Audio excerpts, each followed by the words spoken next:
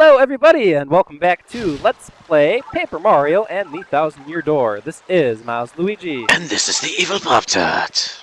And Star Shows. Okay, last episode we uncovered the secret of this building from the Riddle Tower.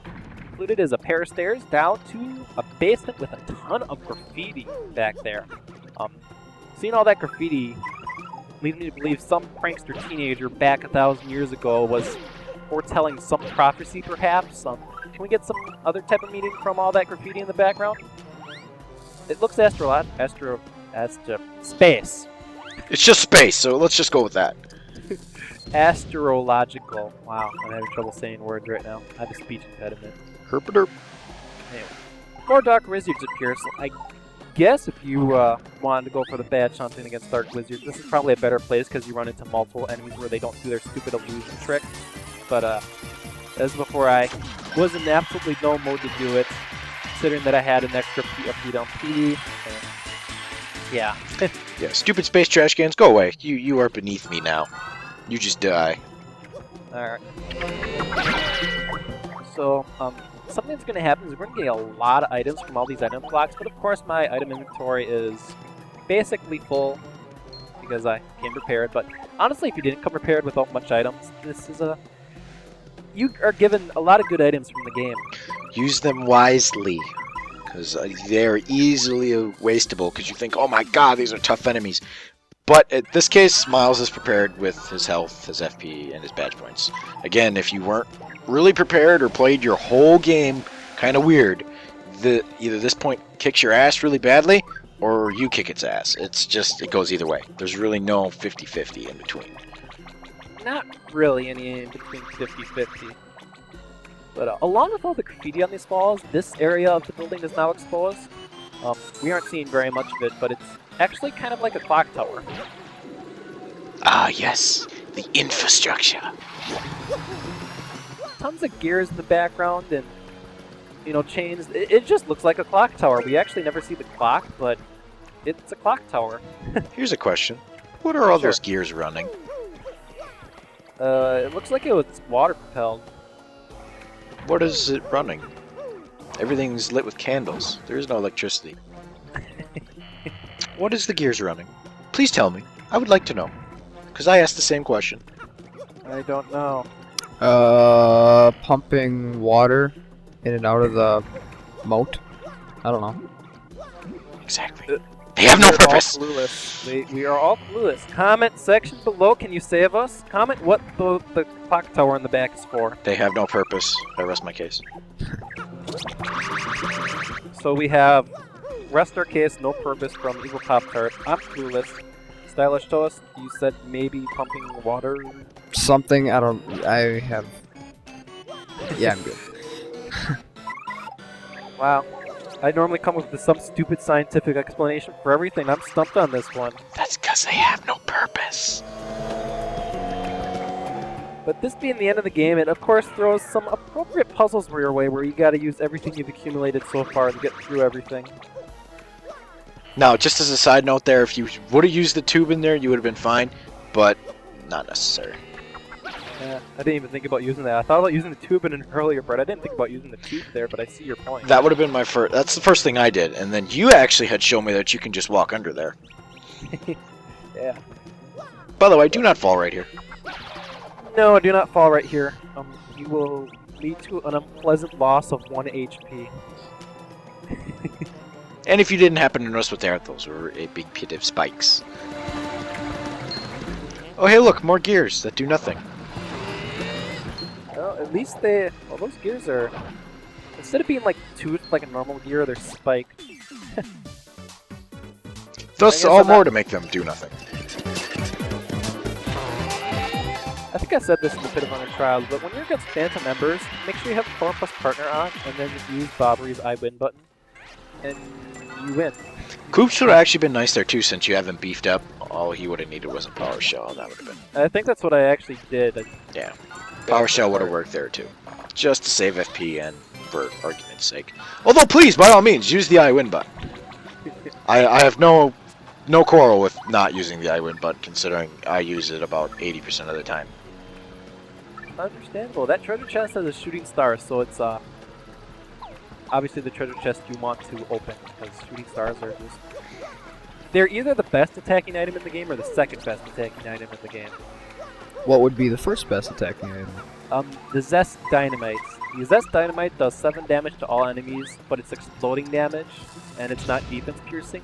The shooting star does 6 damage to all enemies, but it's non-elemental, and defense piercing.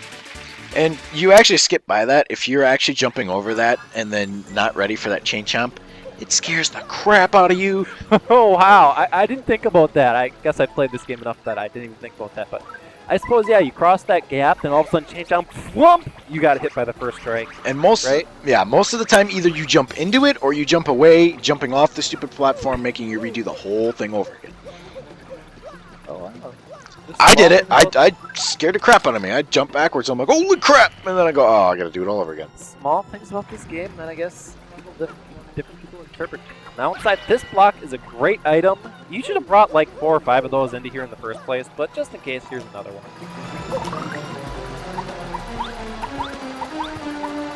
There we go. And that's actually really nice, considering if you did bring life shrooms in here, you most likely either A, use them on Gloomtail, thank you, and or one of the other, or just generally randomly fighting the enemies. So. Alright.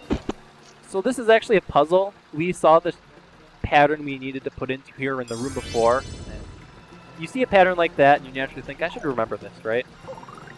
I got this very easily without even looking back. And I almost pick up that life shroom, which since my inventory is full, that would have been bad. I want that life shroom to go back in the item block. But getting that pattern down actually starts this giant here. That is all. It allows us to advance, however, and also get whatever would be in that block. Another life shroom. Basically, the game's telling you right now, you should have prepared, but just in case, here's a gracious cookie. Here you go. The game's being very graceful for you. The game's being very forgiving to you. It's stuff like this that you basically tell yourself, I'm about to get my ass kicked. And after you probably got your ass kicked maybe 1 or 2 times earlier, hopefully just once, but maybe twice, you should be prepared to getting your ass kicked by now. Again, we see wheels, cogs, and something that looks like a pendulum. We don't know what it runs, it just runs. There's a hidden point swap in there. Which was kind of odd. Why would they... Really, where do you find point swaps that are hidden throughout Paper Mario? You can buy them, there, but they're not hidden, so... I guess I didn't use point swaps that often, so I can't really justify using them. No, I'm sure somebody I never will correct find me. myself in a position to use a point swap very often, but I like having them, because it just puts yourself in a more tactically open position. So that's what they're calling that now. Tactically open. I'll have to write that down. Mental note. Tactically open position equals point swap. It allows you to do more. Do more, but yet do less. Less is more. You saw that one coming. Bah. Oh, whoa. That was close. Another chain chomp that I guess could scare you. I was never scared by chain chomps. I must be an insane person not being scared by chain chomps. Now, if I saw one in real life, yes, I'd be scared of it, but... Yeah, this big metal ball on a chain with, like, razor blade teeth. I think anybody would be afraid, but like, what the fuck? Run! Just imagine something, say, 8 times the size of a bowling ball with razor sharp teeth, just lunge at you. On a chain. That you don't know is on a chain. And that should put the fear of God into you right now. And then if it manages to get off that chain, it starts bouncing towards you. That would be bad. Yeah, then you would need to run. Oh, crap. So there was a plane panel in this room with some fun plane panel playing around. You can get even more items. Once again, the game basically saying, you didn't prepare? Oh, here you go. You're about to get your ass kicked, so here you go. Yeah, I don't know why they really decided to do that. Like I said, it's not 50-50. You can't really skate by it. Either you get your ass handed to you, or you don't. At least that's just my personal opinion, because it's... Yes. I've done this too many times to where it's happened. Alright then. So we go into here. Remember, we're still in this one giant building, and we enter a giant corridor with very freaky music. And guess what? There's a save block in this room. So you want to know what, everybody? We better save. And there's a healing block. The game's telling us we're about to get our ass kicked, so on the next episode of Let's Play Paper Mario and the 1000-Year Door, let's open the next door and see what unfolds next time.